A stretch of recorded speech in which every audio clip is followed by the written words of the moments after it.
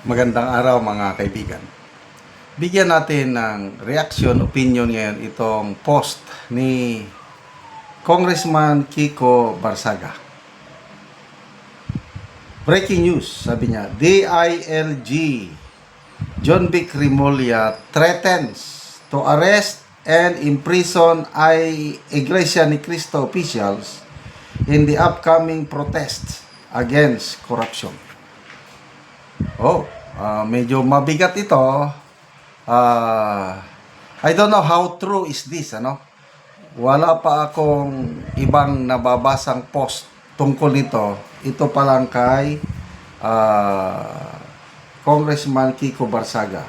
So, let's find another sources kung totoo ba ito. People who reacted 3,500 ang nag-react, 1,900 tumatawa, 864 ang galit, 508 ang nag-like. Comments, Lay Realin, Martial Law 2025 version. Norman Luzon, ano ang basihan niya para hulihin ang mga nag-attend sa rally? Nino Cloma, on what grounds? Audi Cleopas, Ipuan,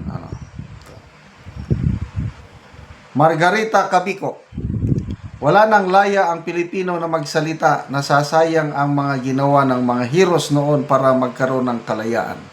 Handalay, may maalala ko, ito pala post, I don't know sinong nag-post. Sabi doon sa post, ang winarning, nagbabala si Secretary John Vic Rimulya, ang aaristuhin yung destabilizer, yung nanggugulo.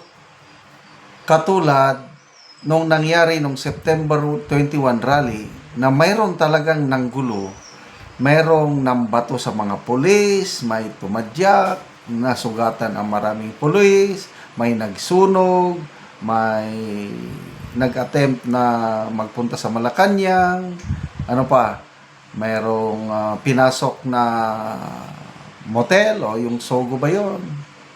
Yun ang matandaanan ko na warning ni Secretary John Vic Rimulya. I don't know ito kasi ang post is INC officials threaten na imprison. Hindi naman siguro. Okay? Napaka peace loving ang Iglesia ni Cristo, I tell you. Kahit hindi ako membro, kailang saludong-saludo ako sa samahan, sa disiplina, and lahat na. Hindi naman, wala namang perfectong organization, lalo na sa religious group. Kailang di kakaiba itong kapatiran nating Iglesia ni Cristo.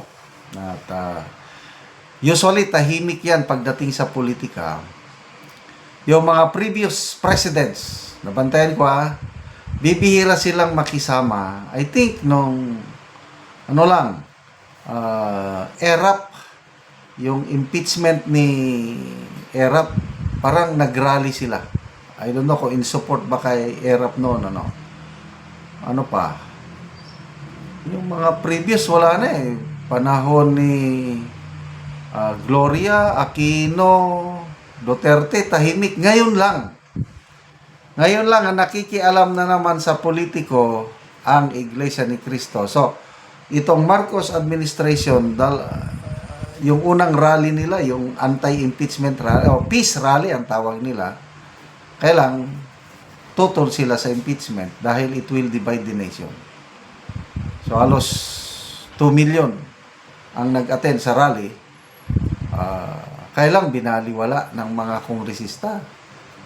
Inapura pa rin yung impeachment na lumabas, unconstitutional pala. Napahiya sila. So ito ngayon, mas matinding laban dahil korupsyon. Tama nga naman.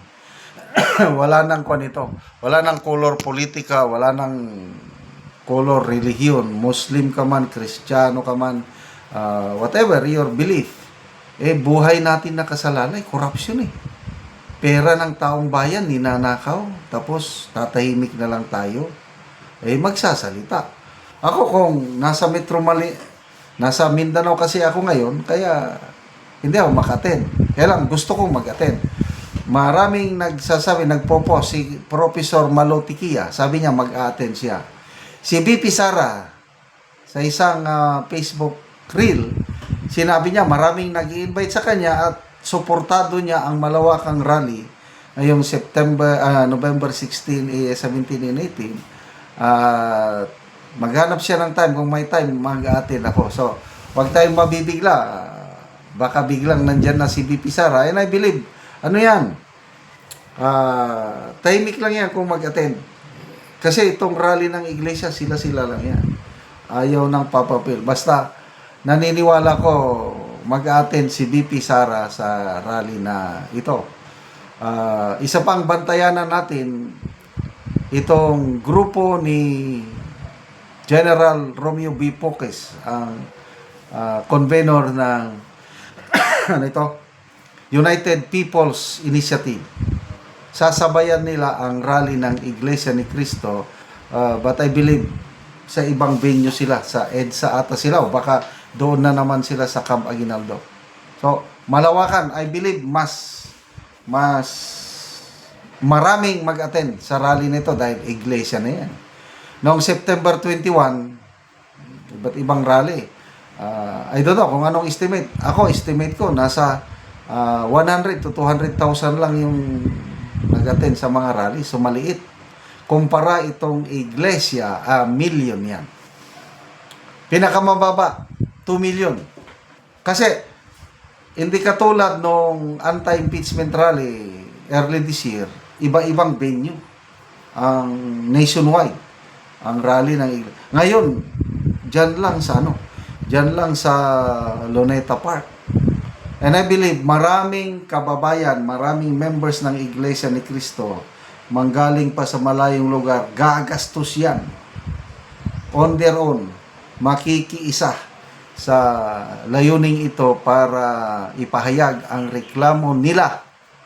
Tayo, kasama na rin tayo, I might be absent sa iglesia ni Rally, but in spirit, I'm one with them. Tama na! Sobra na! Ihinto na ang pagnanakaw sa kaban ng taong bayan. Mahiya naman kayo. Yan ang sabi ng Pangulo. Inulit na naman niya kahapon. Okay, salamat mga kaibigan sa inyong pagsubaybay sa ating channel. Nakakatulong kayo ng maigi sa tribong Talanding ng Bukidnon dahil ang income natin sa channel na ito is pantulong po sa tribo.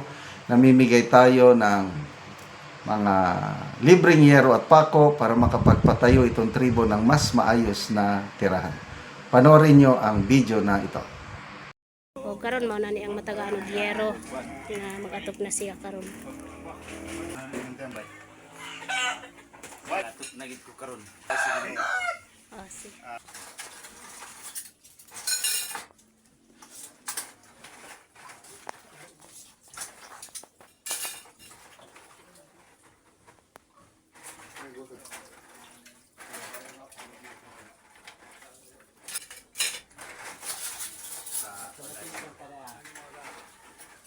So, kung muulan, tuluan kay ang ilang balay. So, karon kuya, pila na ni katuig inyong balay busa na kuan na, tuluan na kayo kung muulan ay nani na oh. 10 years. So, 10 years na ang inyong balay busa tuluan na kayo kung muulan. Tungod sa kaisod ay pwede mo pulihan ang misin. Oh, so, unsa imong trabaho kuya? So, farmers lang ka kuya. Oh. So, nagtrabaho lang siya sa yuta. So, si kuya, nana kay anak kuya? So, na siya anak isa. So, ay pagin mapulihan daw ang ilang yero nga guba na. Salamat kay sa Ginoo nga makatap na gid ko. Sponsor. Sige kuya.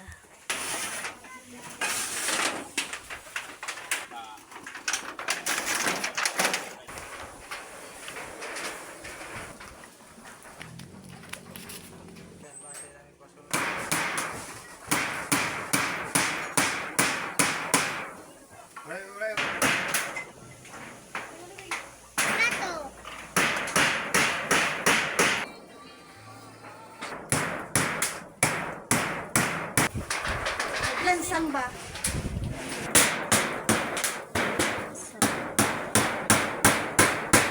So managid og atop si Uncle.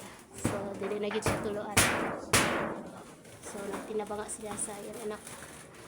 Ay inuan sa salamat sa Ginoo sa nag-sponsor. Inaot na dagang pa yung matawan. Kasi salamat po.